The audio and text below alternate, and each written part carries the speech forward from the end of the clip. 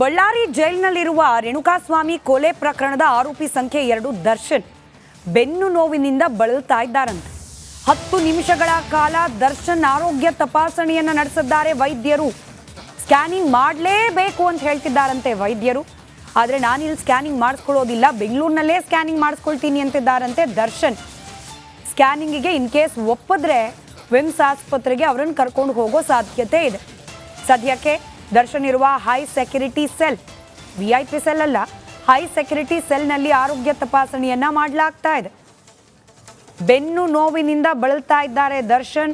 Scanning ಮಾಡಿಸ್ಕೊಳ್ಳಿ ಅಂತಂದ್ರೆ ಬೇಡ, ಪೇನ್ ಕಿಲ್ಲರ್ ಕೊಡಿ ಅಂತ ಹೇಳ್ತಿದ್ದಾರಂತೆ. ಇವತ್ತು ಬೇಲ್ ಅರ್ಜಿ ವಿಚಾರಣೆ ಇದೆ. ಇವತ್ತು ಇನ್ ಕೇಸ್ ಏನಾದರೂ ಬೇಲ್ ಗೀಲ್ ಆಗ್ಬಿಟ್ರೆ ಅದೃಷ್ಟ ನೆಟ್ಟಗಿದ್ದು ಇದೊಂದು ವಿಚಾರದಲ್ಲಾದರೂ ಬೆಂಗಳೂರಿಗೆ ಹೋಗ್ಬಿಡೋದು, ಅಲ್ಲೇನೆ ಸ್ಕ್ಯಾನಿಂಗ್ ಮಾಡಿಸ್ಕೊಳ್ಳೋದು ಅನ್ನೋದು ದರ್ಶನ್ ಅವರ ಲೆಕ್ಕಾಚಾರ ಅಂತ ಹೇಳಲಾಗ್ತಿದೆ. ಡೀಟೇಲ್ಸ್ ನಮ್ಮ ಪ್ರತಿನಿಧಿ ರೇಣುಕಾರಾಧ್ಯ ನೀಡ್ತಾ ಹೋಗ್ತಾರೆ. ರೇಣುಕಾರಾಧ್ಯ, ಸ್ಕ್ಯಾನಿಂಗ್ ಮಾಡಿಸ್ಕೊಳ್ಳಿ ಅಂತ ಹೇಳಿ ವೈದ್ಯರೇ ಹೇಳ್ತಿರ್ಬೇಕಾದ್ರೆ ಯಾಕೆ ಬೇಡ ಅಂತಿದ್ದಾರೆ ದರ್ಶನ್? ಏನು ಮಾಹಿತಿ ಸಿಗ್ತಾ ಇದೆ?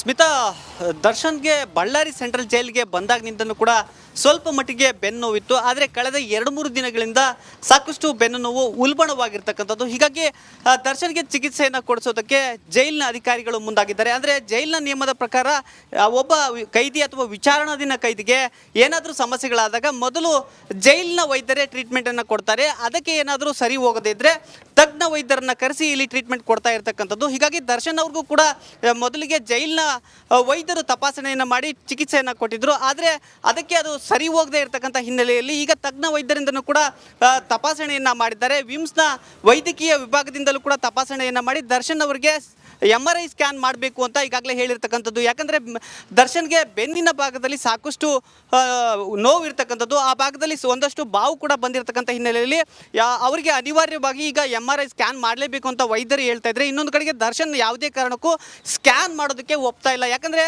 ಬಳ್ಳಾರಿ ಸೆಂಟ್ರಲ್ ಜೈಲಿನಿಂದ ವಿಮ್ಸ್ ಆಸ್ಪತ್ರೆಗೆ ಹೋಗಿ MRI ಸ್ಕ್ಯಾನನ್ನು ಮಾಡಿಸ್ಬೇಕಾಗುತ್ತೆ. ಇಂತಹ ಸಂದರ್ಭದಲ್ಲಿ ಮತ್ತಷ್ಟು ಸಾರ್ವಜನಿಕವಾಗಿ ಓಡಾಡಿದರೆ ಮತ್ತಷ್ಟು ಮುಜುಗರ ಆಗುತ್ತೆ ಅನ್ನುವ ನಿಟ್ಟಿನಲ್ಲಿ ಸಾಕಷ್ಟು ನೋವಿದ್ರೂ ಕೂಡ ದರ್ಶನ್ ನನಗೆ ಸ್ಕ್ಯಾನಿಂಗ್ ಬೇಡ, ನನಗೆ ಇಷ್ಟರಲ್ಲೇ ಬೇಲ್ ಆಗುತ್ತೆ, ಹೀಗಾಗಿ ನಾನು ಬೆಂಗಳೂರಿಗೆ ಹೋದ ಬಳಿಕ ನಾನು ಅಲ್ಲಿ ಸ್ಕ್ಯಾನಿಂಗ್ ಮಾಡಿಸ್ಕೊಂಡು ಹೆಚ್ಚಿನ ಚಿಕಿತ್ಸೆಯನ್ನು ಪಡಿತೀನಿ, ಸದ್ಯಕ್ಕೆ ನನಗೆ ಪೇನ್ ಕಿಲ್ಲರ್ ಟ್ಯಾಬ್ಲೆಟ್ಗಳನ್ನು ಕೊಡಿ ಅಂತ ದರ್ಶನ್ ಹೇಳ್ತಾ ಇರ್ತಕ್ಕಂಥದ್ದು. ಒಂದು ಕಡೆಗೆ ಇಷ್ಟೆಲ್ಲ ಆಗ್ತಾಯಿದ್ರು, ಇನ್ನೊಂದು ಕಡೆಗೆ ಇವತ್ತು ಅವರ ಬೇಲ್ ಅರ್ಜಿ ವಿಚಾರಣೆ ಕೂಡ ಇರ್ತಕ್ಕಂಥದ್ದು. ಆ ಟೆನ್ಷನ್ ಜೊತೆಗೆ ಬೆನ್ನು ನೋವಿನ ಸಮಸ್ಯೆಯಿಂದ ದರ್ಶನ್ ಈಗ ನರಳಾಡ್ತಾ ಇದ್ದಾರೆ. ಈಗ ದರ್ಶನ್ಗೆ ವೈದ್ಯರು ಹೇಳಿದಂತೆ ಸ್ಕ್ಯಾನಿಂಗ್ ಮಾಡಿ ಟ್ರೀಟ್ಮೆಂಟ್ ಕೊಟ್ಟರೆ ಒಂದಷ್ಟು ಸರಿ ಹೋಗ್ಬೋದು ಅಂತ ಹೇಳ್ತಾ ಇರ್ತಕ್ಕಂಥದ್ದು.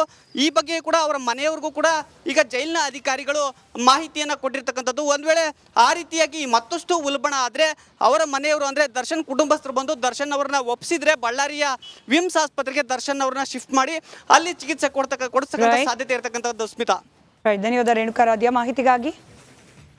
ಮತ್ತೊಂದು ಕಡೆ HD ಕುಮಾರಸ್ವಾಮಿ ಅವರ ವಿರುದ್ಧ ವಿಜಯ್ ಟಾಟಾ ದೂರು ದಾಖಲಿಸಿರುವ ವಿಚಾರಕ್ಕೆ ಸಂಬಂಧಪಟ್ಟಂತೆ ಇದೀಗ ವಿಜಯ್ ಟಾಟಾ ವಿರುದ್ಧ ರಮೇಶ್ ಗೌಡ, ಪ್ರಕರಣದ ಆರೋಪಿ ಸಂಖ್ಯೆ 1 ಕೂಡ ರಮೇಶ್ ಗೌಡ ವಾಗ್ದಾಳಿ ನಡೆಸಿದ್ದಾರೆ.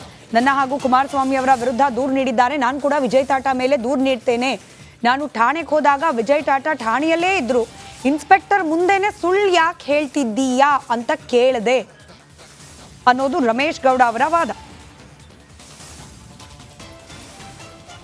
ನೋಡಿ, 2006, 7, 8ರಲ್ಲಿ ಯುರೋಪಿಯನ್ ಟೌನ್ಶಿಪ್ ಅಂತೇಳಿ ಮಾಡ್ತಾನೆ ಸರ್. ಇದೆಲ್ಲ ನಿನ್ನೆಯಿಂದ ಕೊಟ್ಟಿರ್ತಕ್ಕಂಥ ದಾಖಲೆ, ಇಷ್ಟು FIRs ನನ್ನ ಹತ್ರ ಇದೆ, ನಿಮಗೆ ಕೊಡ್ತೀನಿ. ಎಲ್ಲ ನಿಮಗೆ ಗ್ರೂಪಲ್ಲಿ ಶೇರ್ ಮಾಡ್ತೀವಿ, ತುಂಬ ಇದೆ, ಕೊಡ್ತೀನಿ. ಇದರಲ್ಲಿ ಒಂದೇ ಒಂದು ಫಾಲ್ಸ್ ಇಲ್ಲ, ಎಲ್ಲ ಪ್ರತಿಯೊಂದು ಇದೆ. 2006, 7 ಯುರೋಪಿಯನ್ ಟೌನ್ಶಿಪ್ಪು, KR ಪ್ರಮೋಳಿ, ಬಿದ್ರಳ್ಳಿ ತಾಲೂಕು, 250 ಎಕರೆಯಲ್ಲಿ ನಾನು ಲೇಔಟ್ ಮಾಡ್ತೀನಿ ಅಂತ ಹೇಳ್ತಾನೆ ಆ ಮನುಷ್ಯ. 250 ಎಕರೆ 30-40 ಸೈಟ್ ಕೊಡ್ತೀನಿ ಅಂತ ಹೇಳ್ತಾನೆ. ಹೆಲಿಕಾಪ್ಟ್ರಲ್ಲಿ ತರಿಸ್ಬಿಟ್ಟು 2 ಹೆಲಿಕಾಪ್ಟ್ರಲ್ಲಿ ಹೂವು ಎಲ್ಲ ಹಾಕಿ ಒಂದು ಇನಾಗ್ರೇಷನ್ ಮಾಡ್ತಾನೆ. ಇನಾಗ್ರೇಷನ್ ಮಾಡಿದಂಥ ಸಂದರ್ಭದಲ್ಲಿ ಸರ್ ಆವತ್ತೇ ಬೆಂಗಳೂರು ಅಭಿವೃದ್ಧಿ ಪ್ರಾಧಿಕಾರದವರು ಒಂದು ನೋಟಿಫಿಕೇಶನ್ ಕೊಡ್ತಾರೆ, ಪೇಪರ್ ಅಡ್ವರ್ಟೈಸ್ಮೆಂಟ್ ಕೊಡ್ತಾರೆ. ಇವನ್ಯಾವನ ಫ್ರಾಡು, ಇದು ಜಾಗ ಇಲ್ಲಿಲ್ಲ, ಇವಂದು ಇರೋದು ಬರೀ 2 ಎಕರೆನ 3 ಎಕರೆನ, ಇದಕ್ಕೆ ಜನ ಯಾರು ಮರಳಾಗಬಾರ್ದು ಅಂತೇಳಿ ಅದು ಕೊಡ್ತೀನಿ, ದಾಖಲೆ ಇದೆ, ಎಲ್ಲ ಪ್ರತಿಯೊಂದು ನಿಮ್ಗೆ ಶೇರ್ ಮಾಡ್ತೀನಿ. BDOದವರು ಒಂದು ನೋಟಿಫಿಕೇಶನ್ ಕೊಡ್ತಾರೆ ಇವನ ಮೇಲೆ. ಇದಾಯಿತು. ಇದಾದಮೇಲೆ ಸರ್ BDOದವ್ರು ಕೌಂಟ್ರ್ ಮಾಡಾಯಿತು. 250 ಎಕರೆನೂ ಇಲ್ಲ, 25 ಸೈಟು ಇಲ್ಲ, ಎಂಥದ್ದು ಇಲ್ಲ. ಆಮೇಲೆ 2009ರಲ್ಲಿ ಸರ್ ದೇವನಹಳ್ಳಿಯಲ್ಲಿ 3 ಎಕರೆ ಅಪಾರ್ಟ್ಮೆಂಟ್ ಮಾಡ್ತೀನಿ ಅಂತ ಹೇಳ್ತಾನೆ, ಒಂದು ಜಾಹೀರಾತು ಕೊಡ್ತಾನೆ. ಅದರಲ್ಲಿ ಏನು ಮಾಡ್ತಾನೆ ಗೊತ್ತಾ, ಒಂದು 3 ಜನ ಫಸ್ಟು ಯಾರು ಬುಕ್ ಮಾಡ್ತಾರೆ ಅವ್ರಿಗೆ ಒಂದು C200 ಬೆನ್ಸ್ ಕಾರ್ ಕೊಡ್ತೀನಿ ಅಂತೇಳಿ ಅಡ್ವರ್ಟೈಸ್ಮೆಂಟ್ ಕೊಟ್ಟಿರ್ತಕ್ಕಂಥದ್ದು ಇದೆ, ಎಲ್ಲ ಅವನೇ ಕೊಟ್ಟಿರ್ತಕ್ಕಂಥದ್ದು ಇದೆ. ಆಮೇಲೆ ಆ 3 ಜನ ಅವನೇ ಯಾರೋ ಏನು ಮಾಡ್ತಾನೆ ಗೊತ್ತಾ, ಯಾರು ಬುಕ್ ಮಾಡ್ತಾರೆ ಇವ್ನಿಗೆ ಗೊತ್ತಿರೋ ಅವ್ನ ಕಡೆಯಿಂದನೇ ಬುಕ್ ಮಾಡ್ಸಿರ್ತಾನೆ, ಅವ್ರಿಗೆ ಕೊಟ್ಟಂಗೆ ಡ್ರಾಮಾ ಮಾಡ್ತಾನೆ. ಅದಾದಮೇಲೆ ಯಾರಿಗೂ ಅಲ್ಲಿ ಅಪಾರ್ಟ್ಮೆಂಟು ಮಾಡಲ್ಲ, ಎಂಥದ್ದು ಮಾಡಲ್ಲ, ಇವನೇ ಯಾವುದೋ ಒಂದು ಗೊತ್ತಿರೋರ ಕಡೆಯಿಂದ ಹೋಗ್ತಾನೆ, ಒಂದು ಕೇಸ್ ಹಾಕ್ಸ್ತಾನೆ. ಸರ್ ಇದು ವೆರಿ ಇಂಪಾರ್ಟೆಂಟು, ಇವನ ಮೇಲೆ ನಾನು ಯಾಕೆ ಇದು ಹೇಳ್ತಾ ಇದ್ದೀನಿ ಅಂದರೆ ಕೊನೆಯಲ್ಲಿ ಹೇಳ್ತೀನಿ. ತಾವು ಮಾಧ್ಯಮದ ಸ್ನೇಹಿತರು ಎಷ್ಟು ಜನಕ್ಕೆ ಅವನು ಚೀಟ್ ಮಾಡಿದ್ದಾನೆ, ಎಷ್ಟು ಜನರು ಮನೆ ಹಾಳು ಮಾಡಿದ್ದಾನೆ, ಎಷ್ಟು ಜನರು ಬಡವರು ಇವತ್ತು ಕಣ್ಣಲ್ಲಿ ನೀರು ಹಾಕ್ತಾ ಇದ್ದಾರೆ, ತಮಗೆ ಗೊತ್ತಾಗಬೇಕು. ತಮ್ಮ ಮುಖಾಂತರ ರಾಜ್ಯದ ಜನಕ್ಕೆ ಗೊತ್ತಾಗಬೇಕು, ತಮ್ಮ ಮುಖಾಂತರ ರಾಜ್ಯ ಸರ್ಕಾರಕ್ಕೂ ಸಹ ಗೊತ್ತಾಗಬೇಕು ನಾವು ಎಂಥ ನೀಚಿನ ಕೈಲಿ ಕಂಪ್ಲೇಂಟ್ ಕೊಡ್ಸಿದ್ದೀವಿ, ಇವನು ಎಂಥ ಮನೆ ಹಾಳು ಮಾಡ್ತಾನೆ, ಇವನು ಎಂಥ ನೀಚ ಇದ್ದಾನೆ ಅಂತ ತಮಗೆ ಗೊತ್ತಾಗಬೇಕು. ಆಮೇಲೆ ಅದಾಯಿತು, ಇವನು ಗೊತ್ತಿರೋ ಹತ್ರ ಕೋರ್ಟಲ್ಲಿ ಕೇಸ್ ಹಾಕ್ಸಿ ಸ್ಟೇ ತರಿಸ್ತಾನೆ, ಆ ಜಾಗದ ಮೇಲೆ ಕೇಸ್ ಆಗಿಬಿಟ್ಟಿದೆ ಅಂತ ಹೇಳ್ತಾನೆ. ಆಯಿತು, ಅದೊಂದಿರಲಿ. ದೇವನಹಳ್ಳಿ ಮತ್ತು ಚಿಕ್ಕಜಾಲ ಪೊಲೀಸ್ ಸ್ಟೇಷನಲ್ಲಿ ಅಲ್ಲಿ ಒಂದು ಮೇಲೆ ಎಲ್ಲ ಜನ ಕಂಪ್ಲೇಂಟ್ ಕೊಡ್ತಾರೆ. ಸಾರ್ವಜನಿಕರ ಮನ್ನಣೆ ಸಿಗ್ತಾ ಇರಲಿಲ್ಲ. 40 ವರ್ಷ ದೀರ್ಘಕಾಲ ರಾಜಕೀಯದಲ್ಲಿ ಒಬ್ಬ ನಾಯಕನಾಗಿ ಬೆಳೆಯೋದಕ್ಕೆ ಆಗ್ತಾ ಇರಲಿಲ್ಲ ಅನ್ನೋ ಮಾತನ್ನು ಅವರು ಹೇಳಿದ್ದಾರೆ. ಅವರು GT ದೇವೇಗೌಡರು ಇವ್ರ ಜೊತೆಗೂ ಇದ್ದಂಥವ್ರು, ಇವರು ಎದುರಾಳಿಯಾಗಿದ್ದಂಥವ್ರು, ರಾಜಕೀಯ ವಿರೋಧಿಗಳಾಗಿದ್ದಂಥವ್ರು, ಎಲ್ಲ ಹತ್ತಿರದಿಂದನೂ ನೋಡಿದ್ದಾರೆ, ದೂರದಿಂದನೂ ನೋಡಿದ್ದಾರೆ, ಎದುರಾಗಿಯೂ ನೋಡಿದ್ದಾರೆ. ಅವರ ಅನುಭವದ ಮಾತಿನಲ್ಲಿ ಅವರು ಹೇಳಿದ್ದಾರೆ. ಯಾಕಂದರೆ ಅವರಿಬ್ಬರ ಪರಿಚಯ ಬಹುಶಃ 45-50 ವರ್ಷಗಳ ಸುದೀರ್ಘವಾದಂಥ ಒಡನಾಟ ಇರತಕ್ಕಂಥವ್ರು. ಪರ ವಿರೋಧಗಳೆಲ್ಲ. ನಮಸ್ಕಾರ, ಕರ್ನಾಟಕ ಪ್ರೈಮ್ ಟೈಮ್ಗೆ ಸ್ವಾಗತ. ನಾನು ಜಯಪ್ರಕಾಶ್ ಶೆಟ್ಟಿ.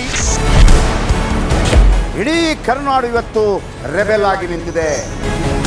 ಈ ಹಗರಣಗಳನ್ನು ಸದನದಲ್ಲಿ ಪ್ರಸ್ತಾಪ ಮಾಡಲು ಕೂಡ ಕಾಂಗ್ರೆಸ್ ಹಿಂದೇಟು ಹಾಕಿದ್ದೇಕೆ?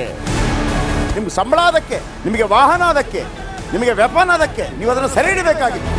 ನೀವು ವಿದ್ಯುತ್ ಬರ ಇದೆ ಅಂತ ಹೇಳ್ತಾ ಇದ್ದೀರಿ, ಎಲ್ಲಿ ಬರ ಇದೆ ನೀವು ಹೇಳಬೇಕು. ಪಾಕಿಸ್ತಾನ್ ಆಕ್ಯುಪೈಡ್ ಕಾಶ್ಮೀರ್ ಅದು ಎಂದೆಂದಿಗೂ ನಮ್ಮದು. 40 ಮೆಷಿನ್ಗಳು ತಂದಿತ್ತು ನೋಟ್ ಎಣಿಸುವುದಕ್ಕೆ, ಅದೇ ಹಾಳಾಯಿತು. ಮಥುರಾದ ಗಲಾಟೆ ಇದೆಯಲ್ಲ, ಅದು ಸ್ಥಳೀಯವಾಗಿ ಕೂತು ಪರಿಹರಿಸಬಹುದಾದಂಥ ಕಾನೂನಿದೆ. ಗ್ಯಾರಂಟಿ ಯೋಜನೆಯಿಂದ ನಷ್ಟ ಆಗಿದೆ, ಲಾಭ ಆಗಿದೆ, ದಯವಿಟ್ಟು ಹೇಳಿ. Dawood Ibrahim most wanted criminal ಯಾವಾಗಾದ ಅಂದರೆ ಇಲ್ಲಿ ತನಕ ಭಾರತ ದೇಶದಲ್ಲಿ ಓರ್ವ ದಲಿತ ಪ್ರಧಾನಿಯಾದಂಥ ಇತಿಹಾಸವೇ ಇಲ್ಲ. ರಿಪಬ್ಲಿಕ್ ವರ್ಲ್ಡ್ ಆಪ್ ಇದು ಕೇವಲ ಅಪ್ಲಿಕೇಶನ್ ಅಲ್ಲ, ಸಮಗ್ರ ಸುದ್ದಿಗಳ ಸಂಪರ್ಕ ಮಾರ್ಗಕ್ಕೆ ಕ್ರಾಂತಿಕಾರಿ ಬದಲಾವಣೆ.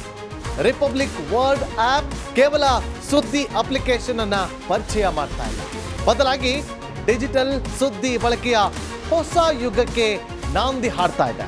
ಇದೊಂದು ಬ್ರೇಕಿಂಗ್ ನ್ಯೂಸ್, ಪ್ರಭಾವಶಾಲಿ ಕಾರ್ಯಕ್ರಮಗಳಿಗೆ ಗಟ್ಟಿಯಾದ ವೇದಿಕೆ. ರಿಪಬ್ಲಿಕ್ ವರ್ಲ್ಡ್ ಅಪ್ಲಿಕೇಶನ್ ಈಗ ಲೈವ್ ಆಗಿದೆ. ಗೂಗಲ್ ಪ್ಲೇಸ್ಟೋರ್ ಮತ್ತು ಆಪಲ್ ಆಪ್ ಸ್ಟೋರ್ ಎರಡರಲ್ಲೂ ಲಭ್ಯವಿದೆ. ಈಗಲೇ ಡೌನ್ಲೋಡ್ ಮಾಡಿ.